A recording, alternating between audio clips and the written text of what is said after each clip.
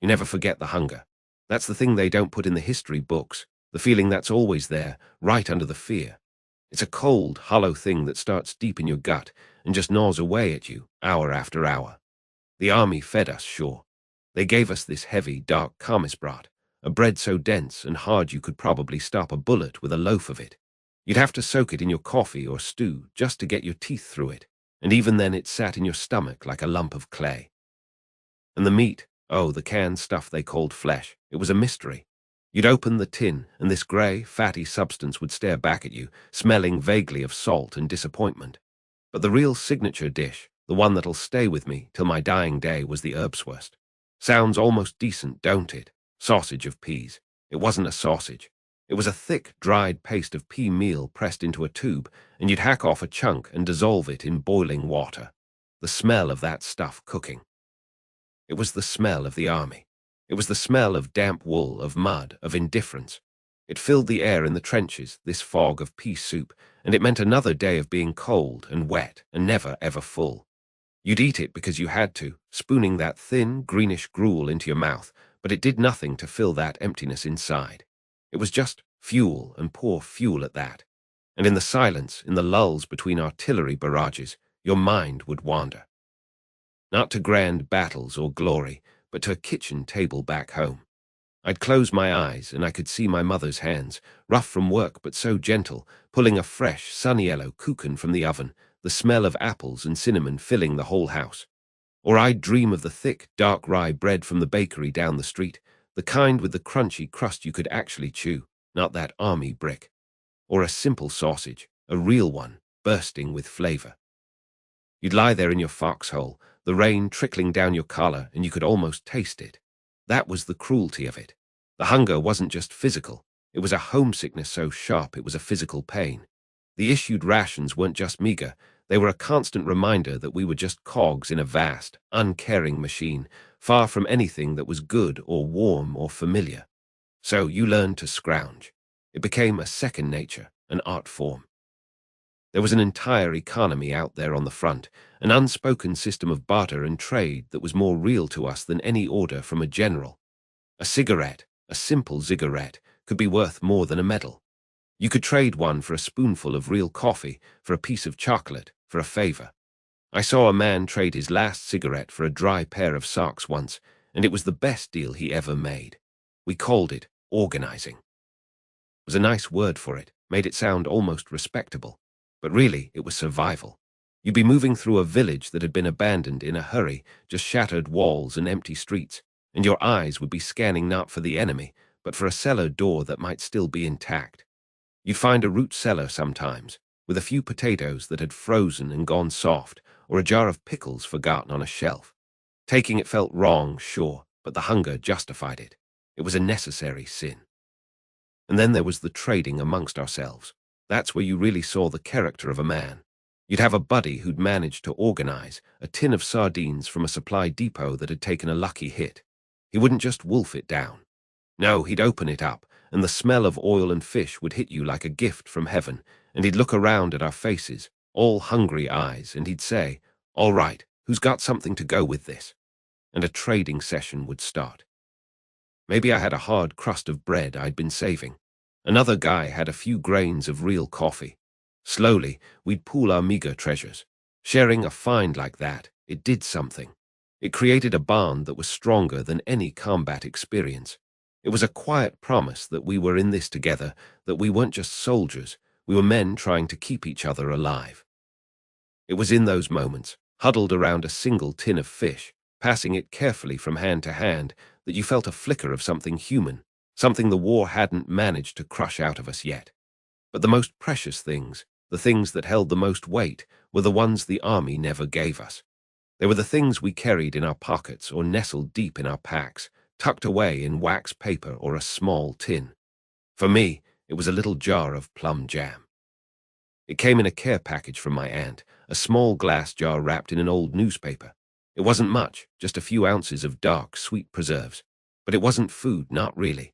It was a memory. It was a taste of the orchard behind her house, of late summer afternoons, of a world where fruit grew on trees and not out of a can. I carried that jar for months. I'd take it out sometimes, just to feel the cool glass, to look at the deep purple color through it. It was a talisman. Opening it was a ritual. I'd wait for a moment when I was truly at the end of my rope, when the cold and the fear and the exhaustion felt like they were going to swallow me whole. I'd find a quiet corner, if such a thing existed, and I'd unscrew the lid. The sound of the seal breaking was like a prayer. That first smell, sweet and fruity, would cut straight through the stink of mud and cordite and unwashed men. I'd dip my finger in, just a little, and put it on my tongue. I'd close my eyes and I wouldn't be in Russia anymore. I'd be home. I'd let the sweetness dissolve slowly, making it last as long as I could. It was a private rebellion. For those few minutes, the war couldn't touch me. I'd see other guys with their own little treasures. A piece of hard, spicy sausage from a farmer we'd helped, wrapped in cloth and smelling faintly of smoke. A single onion, hoarded like a jewel. These weren't just calories. They were connections. They were proof that there was still a after, a later, a world that made sense. Losing one of these items was a tragedy. I saw a man weep, actual tears cutting through the grime on his face, when he discovered his pack had gotten soaked, and the letter from his sweetheart and the small piece of chocolate she'd sent him had turned into a pulpy brown mess. He wasn't crying over the chocolate.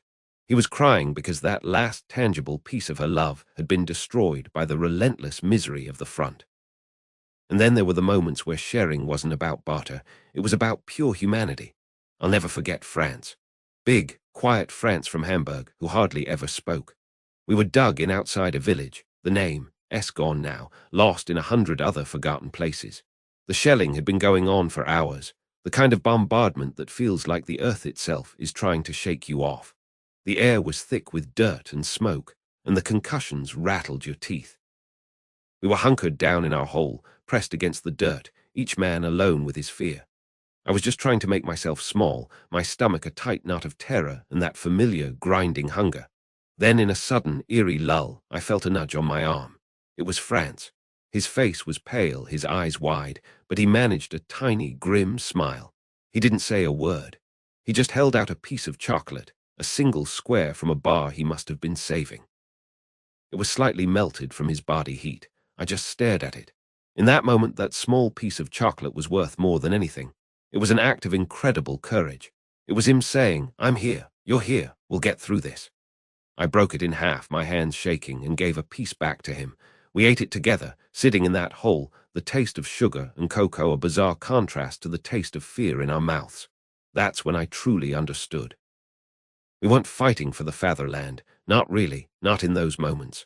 The speeches and the flags, they seemed a million miles away. We were fighting for the man next to us. That shared scrap of food was part of the promise we made to each other. It was a silent vow that we wouldn't let each other down, that we'd share whatever we had, even if it was the last thing we owned. You realize in times like that the hunger for connection, for a simple act of kindness, is 1,000 times stronger than the hunger in your belly. The food, the crumbs in our pockets, they kept our bodies going. But it was the sharing of it, the memory of a shared onion, a traded cigarette, a piece of chocolate in hell that kept our souls from dying. That's what we were really carrying. Not just rations, but hope. A fragile, desperate hope that if we could still be human to one another in the midst of all that madness, then maybe, just maybe, there was a chance we could make it home. You never forget the way the old hands moved. When you first get there, fresh from a training depot that felt like hell at the time but was really just a playground, you think you know something. You're fit, you can strip your rifle blindfolded, you know the drills. But then you see the men who have been out here for years, the ones with the faces carved from old leather and eyes that have seen too much, and you realize you don't know a damn thing. They didn't teach you how to live here. They taught you how to die by the book. The veterans, they taught you how to survive. I remember this one fellow, Gunther, an old sergeant from Hamburg who'd been in it since 39 in Poland. He didn't walk, he flowed. He never just stood up. He'd rise from a crouch like a mist, always using the terrain, a ruined wall, a shell crater, anything to break his silhouette. He showed me how to light a cigarette. You think it's simple, you strike a match and you puff. But out here, a match flaring in the dark is like ringing a dinner bell for a sniper. Gunther taught me to cup my hands inside my helmet, to keep the glow contained, to make the smoke disappear into the fabric of my coat before I breathed it out. It was about being small, about being quiet, about leaving no sign you were ever there. He had a way of listening, not with just his ears, but with his whole body. He'd go still, and you'd see him just feeling the air, and he'd say, "Quiet now, Ivan's getting jumpy." And 10 minutes later, a flare would go up or a mortar round would land half a click away. He knew. They all knew. And we watched, and we learned, because our lives depended on adopting their quirks, their little rituals. They were a superstitious lot, and Lord knows we became the same. If a certain guy always brewed the morning coffee, you let him, because the one time Carl did it instead, we got shelled for an hour. Coincidence? Back home, you'd laugh. In a foxhole dripping with mud and fear, it's gospel. Luck wasn't just our idea. It was a currency, the only one that mattered, and we were all desperate to save up as much as we could. Those rituals, they became everything, especially before a push. The officers would give their speeches about honor and the fatherland, but that was just noise. The real business happened in the trenches beforehand, in the private worlds of each man. It was a time of silence, a strange, heavy quiet that hung over us all. You'd see Joachim checking the photograph of his wife and baby girl, his thumb rubbing over their faces until the paper was soft and smudged. He'd do it a dozen times, not even looking at it sometimes, just feeling it, like a blind man reading Braille, tracing the lines of a life he was terrified he'd never see again. Next to him, Erich, a big brute of a man from a farm in Bavaria, would be sharpening his fighting knife with a small, smooth stone. It was a beautiful, wicked-looking thing, but truth be told, none of us ever got close enough to use a knife. The war wasn't like that. It was steel from hundreds of meters away. But he'd sharpen it anyway, the SHHH click, a soft, rhythmic counterpoint to the distant thunder. It wasn't about the knife. It was about the motion, the control. It was the one thing he could make sharp and ready in a world that was blurred and broken. Me, I had my own little routine. I'd take out my watch, my father's old trench watch, and I'd wind it slowly, feeling the tiny gears tense under my fingers. I'd check the time against when the barrage was supposed to start, as if by knowing the exact second hell was scheduled to arrive, I could somehow prepare my soul for it. It was nonsense, of course, but it was my nonsense, and in those final, crawling minutes, it was the only anchor I had. And we never, ever talked about what was coming. You talk about anything else. You'd argue about the best beer in Berlin, or you'd try to remember the words to some silly song, or you'd talk about what you'd eat when you got home guard. The conversations about food, thick stews and fresh bread, and your mother's apple cake, your mouth watering even as your stomach was clenched into a cold, hard knot.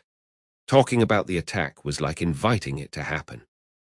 So we built this wall of normalcy with our words, a fragile barricade against the unthinkable, and we huddled behind it until the order came. And then there were the silences. Not the tense quiet before an attack, but the other kind. The strange, peaceful, almost holy quiet that could sometimes fall over the whole front. It was an unspoken agreement with the poor bastards in the trenches across the way. The shelling would stop, the machine guns would fall silent, and for a few hours, or if we were lucky, a whole day, there would be just nothing.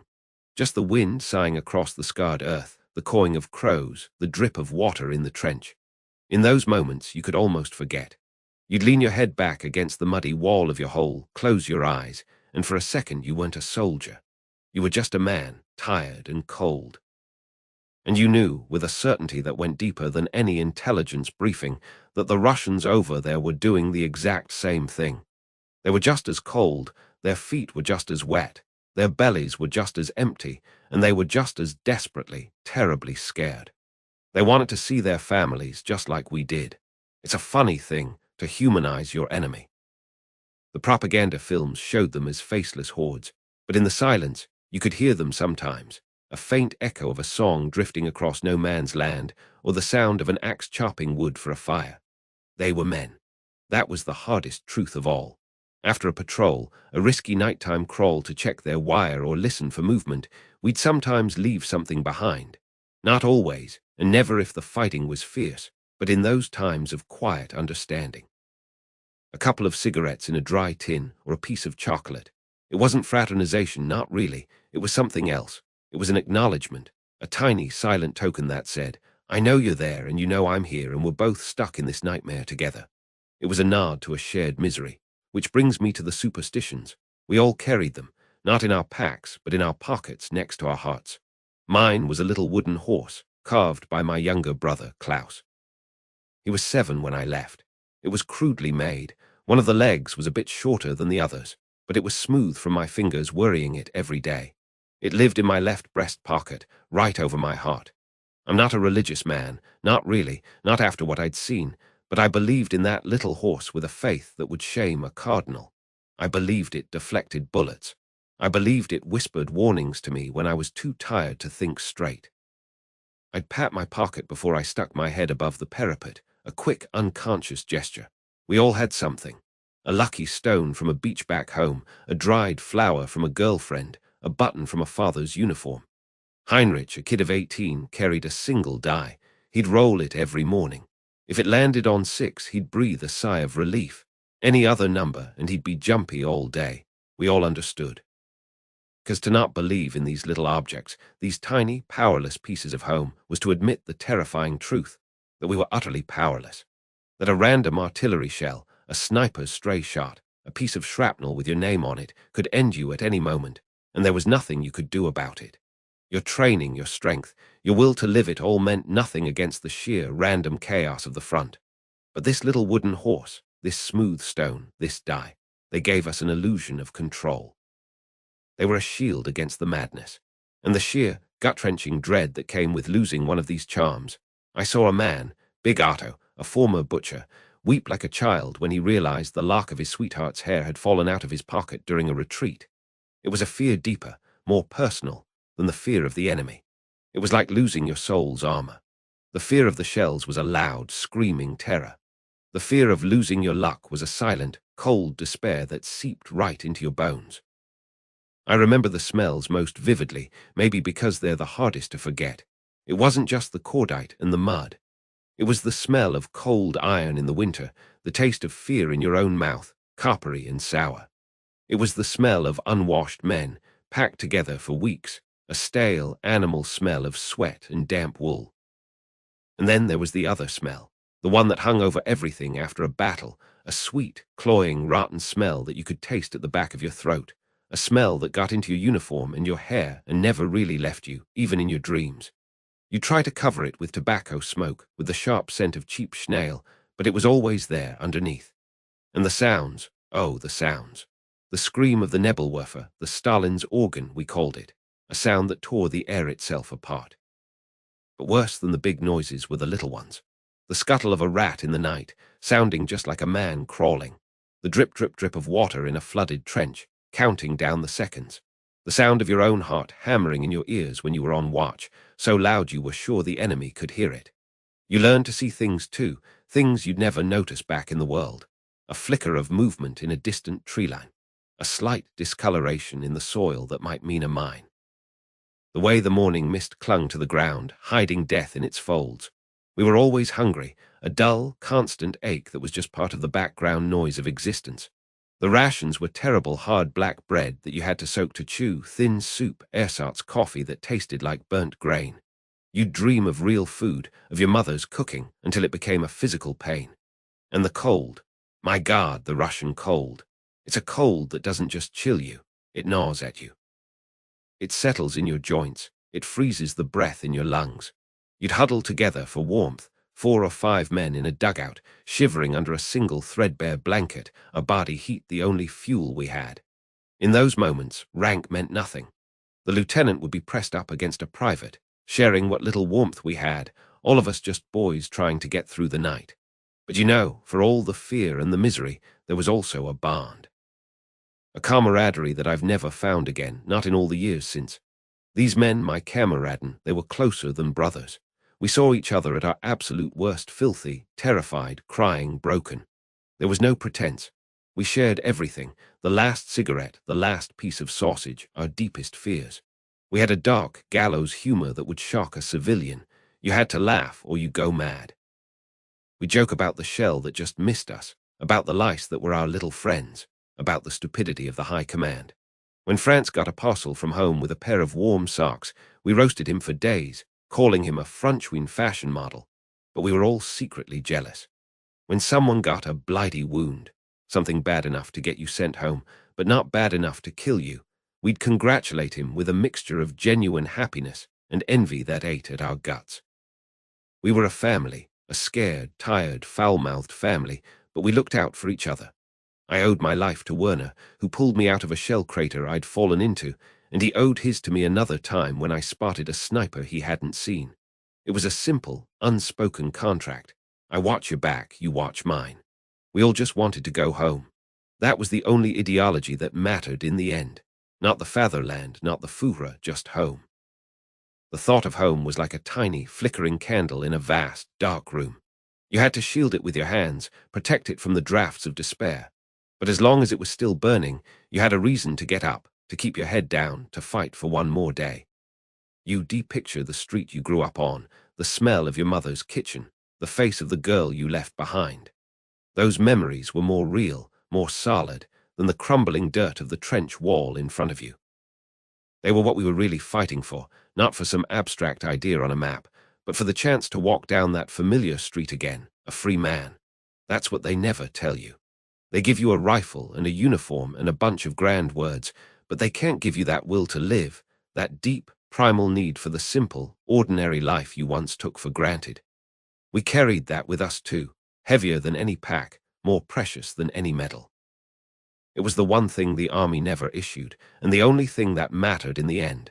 You know, they issue you everything. The wool tunic that itches like hell when it gets damp, the helmet that feels like a porcelain bowl on your head, the rifle you learn to strip and clean in your sleep.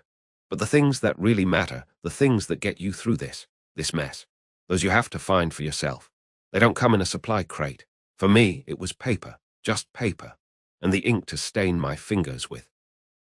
After a while, my right hand always had this faint blue-black smudge on the first two fingers, a permanent tattoo from the 1,000 letters I never sent.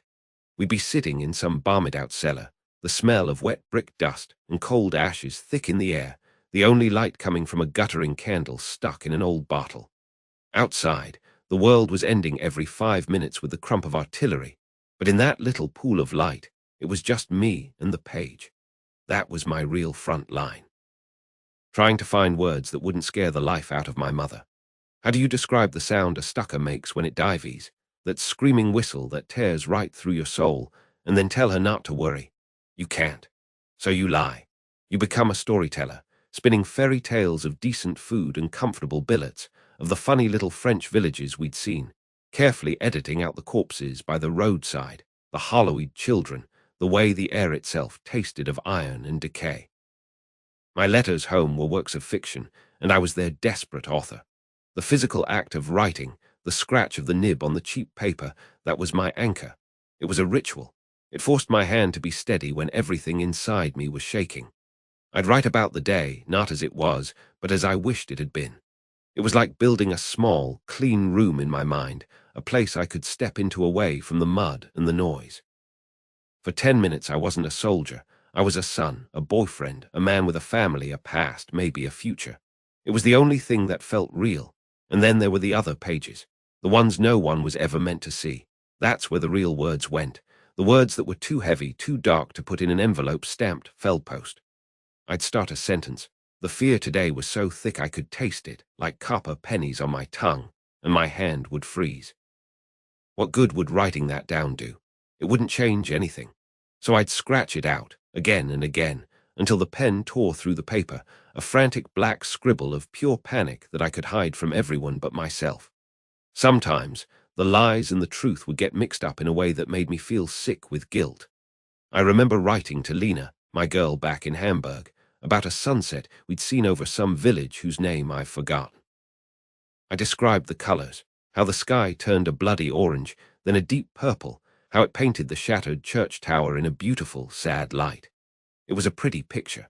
But I didn't tell her that the reason the view was so clear was because an incendiary raid the night before had burned half the town to the ground. I didn't describe the smell of cooked flesh that still hung in the air, a sweet, awful smell that makes your stomach turn.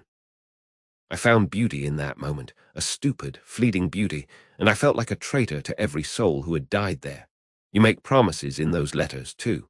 Promises you know are probably lies, but you need to believe them so badly you write them down to make them solid. I promise I'll be home by Christmas, or this will all be over soon, you'll see. You write about the life you'll have afterward, the little house, the job, the children. You paint this whole future with words, and for a moment it feels possible.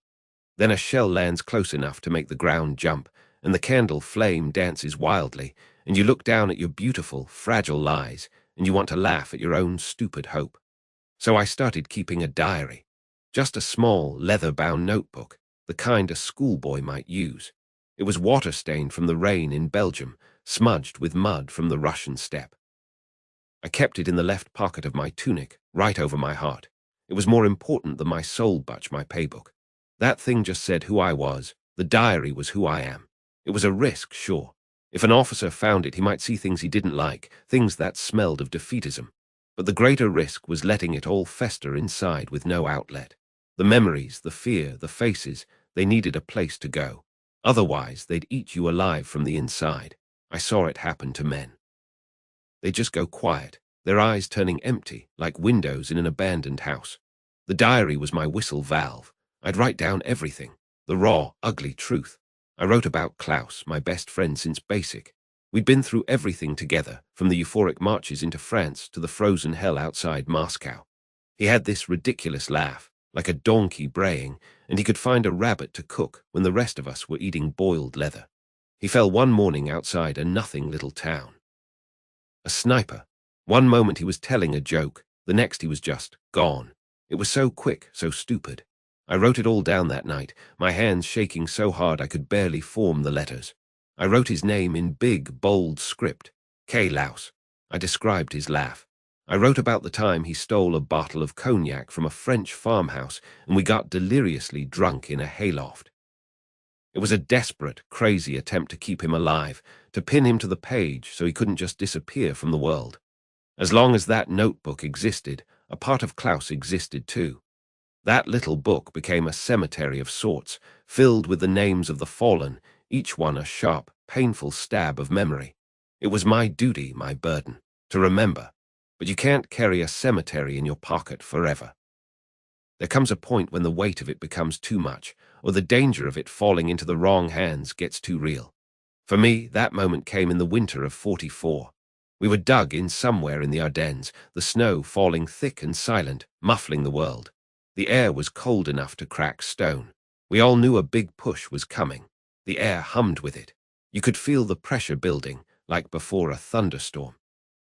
That night, huddled in my foxhole with a tiny pocket torch shielded by my helmet, I read it all, every page. I read the lies I'd written home and the truths I'd written for myself.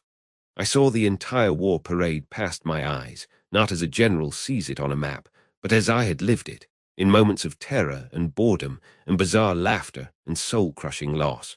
I committed it all to memory. The smell of the earth after the rain, the taste of ersatz coffee, the sound of mail call, the feel of a wool blanket frozen stiff, and the faces, all the faces. Then I took out my lighter. It was a cheap zipper-like thing, the metal so cold it burned my fingers. I tore out the pages one by one and held the flame to their corners. I didn't do it to destroy evidence, not really. I did it to protect them. My mother, my father, Lena. If I didn't make it, I didn't want them to ever read this. I didn't want the burden of my truth to become their nightmare.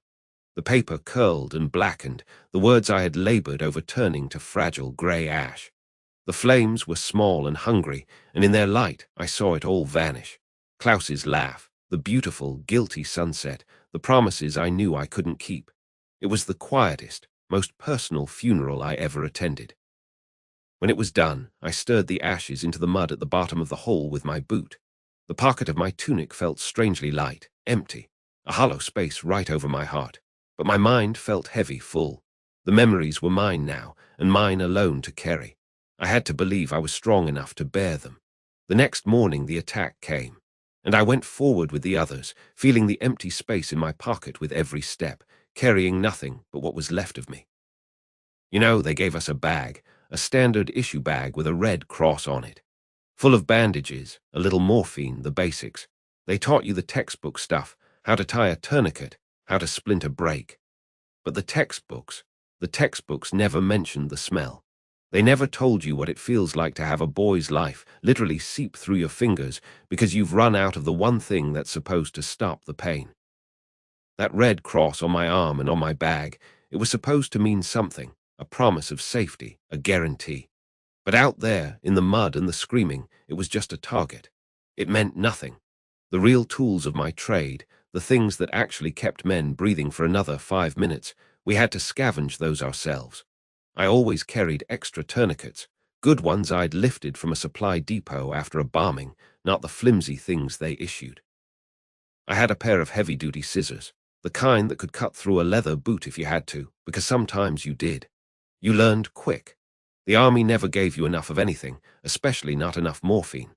You'd look at a kid, and his whole leg was just gone, a mess of red and white and splintered bone, and his eyes would be wide, screaming without making a sound, and you'd reach into your bag, and your fingers would just find empty wrappers. And you'd look at him, and he'd look at you, and in that look was a whole conversation. He was asking, begging, "Are you gonna fix this? Are you gonna make it stop?" And I was answering with my own eyes, a promise I knew I couldn't keep. "I'm here. I'm not leaving you." Words were useless. The artillery was too loud or the shock was too deep. It was all in the eyes. That was the first thing you learned. The eyes told you everything. The fear, the hope, the moment they just let go. And then came the triage. Guard, the triage. They don't teach you how to play guard in basic training. You're in a ditch or the corner of a shattered barn, and the wounded are coming in, or more often, you're crawling out to them. The sound is a physical thing, a pressure in your ears, the crump of mortars, the ripping sound of a MG42, men yelling. But underneath it all, you hear your own heart, a frantic drumbeat in your chest, pounding in your throat. You have to make a choice. You have 3 minutes, maybe 5, and there are 10 men. So you look. You walk through a field of broken men, and you make the calculation. This one's bleeding bad from the gut, a sucking chest wound, he's gone. You have to leave him. You have to step over him. You see the understanding in his eyes as you pass by, and it's the worst thing you'll ever see. You go to the one with the leg wound, because you can tie that off, you can get him back. It's not medicine, not really. It's arithmetic of the damned. But sometimes the arithmetic was wrong. Sometimes you get to a man, and you just knew there was nothing to be done. The shrapnel had done its work inside. And in those moments the bandages and the morphine were useless. The only tool you had left was your own hand. I remember one kid couldn't have been more than 18. He was lying in a crater, his uniform soaked dark. He knew. I knew. So I just crawled in next to him, put my hand on his shoulder, and then he reached for my hand and held it. He held on so tight, his nails digging into my palm. He didn't speak. He just looked at me and I looked at him, and we stayed like that until the light went out of his eyes. It was a simple thing, just holding a hand, but it was everything. It was the difference between dying alone in the mud and having someone, anyone, bear witness. That was our job, too, to be a witness. They'd give you things, these men, as if you were a priest. My pocket photo. And you'd fish out a wrinkled picture of a girl with a sweet smile. Or they'd ask for a cigarette, and you'd light it for them, your own hands shaking, and hold it to their lips for that one last drag. They'd whisper a message, a name, a town. "Tell my mom, tell her I wasn't scared." You nod, you promise, and you try to commit it to a memory that was already too full of ghosts. You carried those things for them.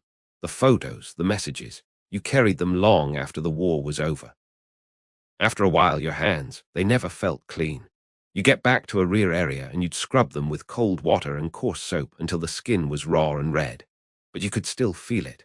The blood, it gets under your nails, it cakes in the lines of your knuckles. It's a stain you can't see, but you can feel it. A permanent film. It was a physical feeling, but it was more than that. It was the stain of all those choices, all those men you couldn't save. To do the job, you had to build a wall inside yourself. You had to shut down a part of your brain, the part that felt pity, the part that screamed in horror. You'd look at a wound not as a terrible thing happening to a human being, but as a problem to be solved, a leak to be plugged. You talk to the guy, crack a joke even. "Ah, hell, Smitty, you're just trying to get a ticket home, ain't you?" While your hands were busy tying off her artery.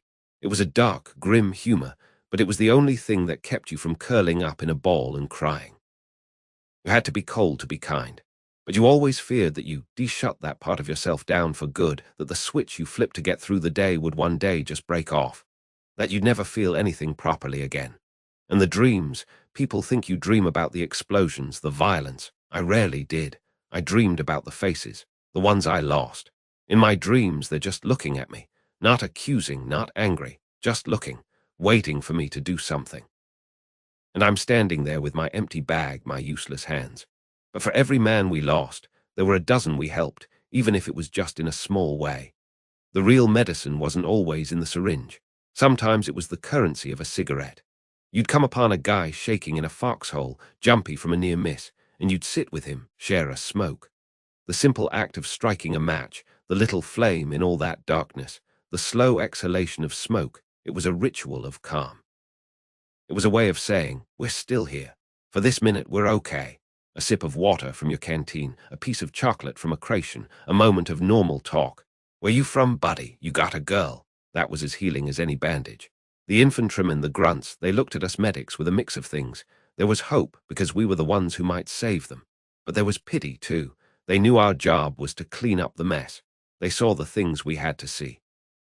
They'd clap you on the back, give you an extra can of peaches, a silent thank you. The bond was thick, thicker than blood sometimes. We were all in the same hell, but we had different corners of it. They fought the enemy, we fought death itself. And we lost a lot. But we won sometimes, too. You get a guy stabilized, get him on a jeep headed for the aid station, and you feel a flicker of something that wasn't despair. It was a small victory, but in a place like that, small victories were everything. You carried the weight of every single one of them. The ones you saved, you wondered if they made it, if the doctors in the big white tents could put them back together. The ones you lost, you carried them heaviest. That weight, it wasn't in your pack. It wasn't the weight of your helmet or your boots. It was a weight that settled right in the center of your chest, a cold, hard stone that made it difficult to breathe sometimes. That was the real item the army never issued. They issued you a uniform, a weapon, a purpose. But they never issued you the grief. They never told you that you'd be carrying pieces of other men home with you long after the guns fell silent. You learned to live with the weight. You learned to carry it. But you never, ever forget the feel of it. It's the price of the promise you made with your eyes, in the mud, when words were not enough. You see that kid over there, the one trying to look like he's been here forever, but his uniform's still got the sharp creases from the quartermaster's store, and his face. His face is clean. No grime ground into the lines around his eyes. No that pale, tired look we all get after a few weeks in the mud. He's trying to light a cigarette, but his hands are shaking so bad he can't get the match to catch. I see him, and it's like looking into a ghost. That was me. That was all of us once. A lifetime ago, or maybe just a year, but it feels like a lifetime. And standing here, smelling the wet wool and the damp earth, and that faint, sweet smell of decay that's always in the air here, I feel this weight. This sad, heavy knowledge of everything that's about to be taken from him. The innocence, the quiet nights, the simple idea of a future. They're going to strip it all away, just like they did to us. And for a second, I think I'll just keep my mouth shut, follow the unwritten rule. You keep to yourself, you don't get attached to the new ones, because they're liable to be gone tomorrow, and every time one goes, it takes a little piece of you with him. But then he looks up, and he's got the same eyes as Moolah. Moolah, who caught a piece of shrapnel outside that damned farmhouse near Caen. Moolah, who used to talk about the bakery he was going to open back home. So I take a breath, and I walk over. I break the rule. Because maybe if someone had done it for me, for Moolah, things would have been different, or maybe not. But you have to try. I nod at his hands, the unlit cigarette. Here, I say, and I pull out my Zippo, the one I took off a dead American lieutenant near Falaise. It's banged up, but it works. I spark it for him, and he leans in, his eyes not quite meeting mine. He takes a long drag, and the smoke comes out in a shaky cloud. Thanks, he mumbles. I can see the fear on him, plain as day, but he's trying to hide it behind this tough guy act. It's an act we all learn, but it never really fits right at the beginning. First time up, I ask, though I already know the answer. He just nods. There's a rumble in the distance, not ours, not theirs, just the war talking to itself. He flinches. I don't. You get used to the orchestra after a while. Look, I say, my voice low just for him. Forget half of what they taught you back at training. That's for a different war, a clean war that never existed. Out here, it's about staying alive, and the manual doesn't know a damn thing about that. I start with the basics, the things that matter when you're cold and wet and miles from anything resembling home. See these boots, I say, pointing to my own. They're not the standard issue leather anymore.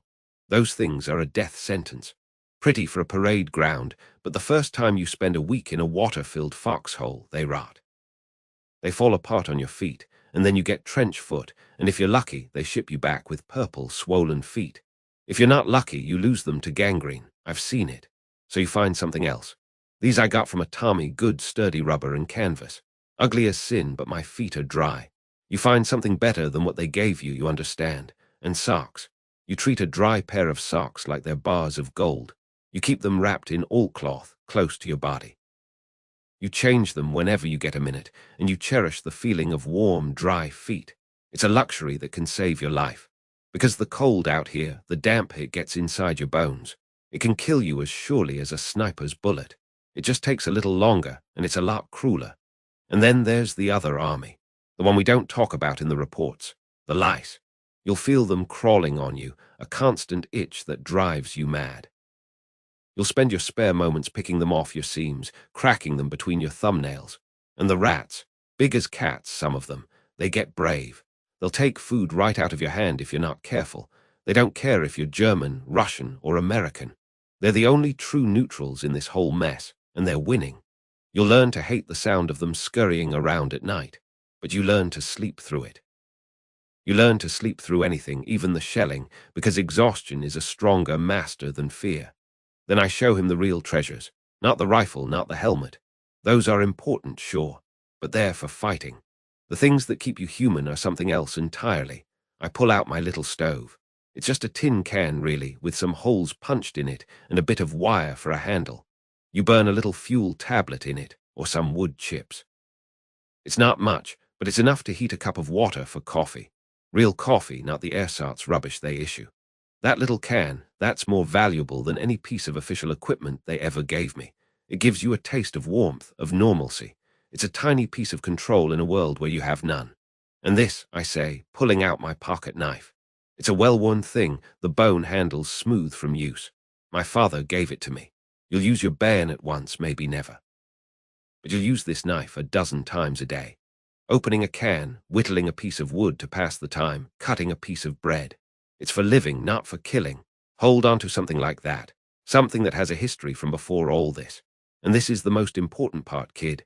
You find a luxury, something small, something that would be meaningless to anyone else. For me, it's this. I show him a small, slightly battered harmonica. I'm no musician, but I can fumble through a few tunes.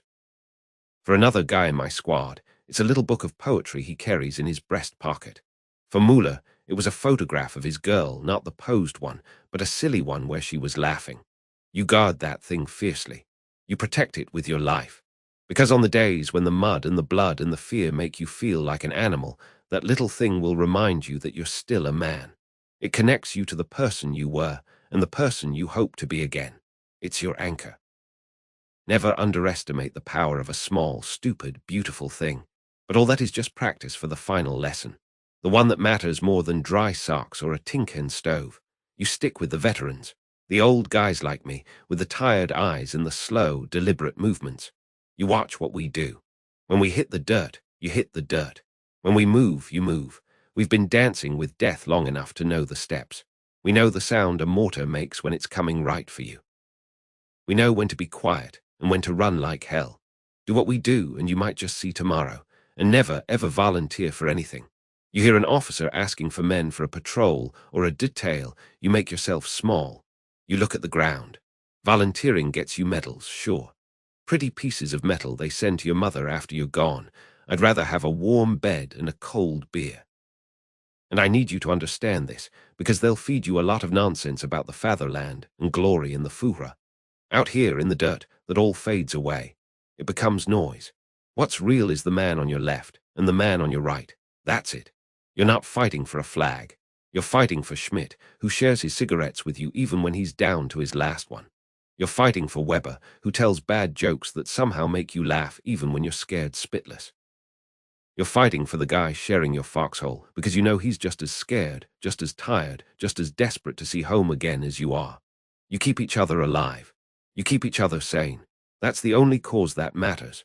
The rest is just politics, and politics don't mean a thing when you're staring down the barrel of a T-34. I put my hand on his shoulder. It's a heavy hand, calloused and dirty. It's a gesture. a welcome to the brotherhood, and maybe a farewell. I can feel the bones in his shoulder, still thin, not yet thickened by the burden we all carry. I look him right in the eye, and I see the boy he is, and I see the ghost of the man he might become. Good luck, I say. It's all I have left to give him. Then I turn and walk back to my spot to check my gear, to wait for the order to move. I don't look back. You never look back, because you know in your heart that this might be the last piece of yourself you ever give to anyone. And you hope to God it's enough. You hope it's enough to bring one boy home, to whatever home he has left after this is all over. The rumble gets louder. The orchestra is tuning up. The show is about to start again.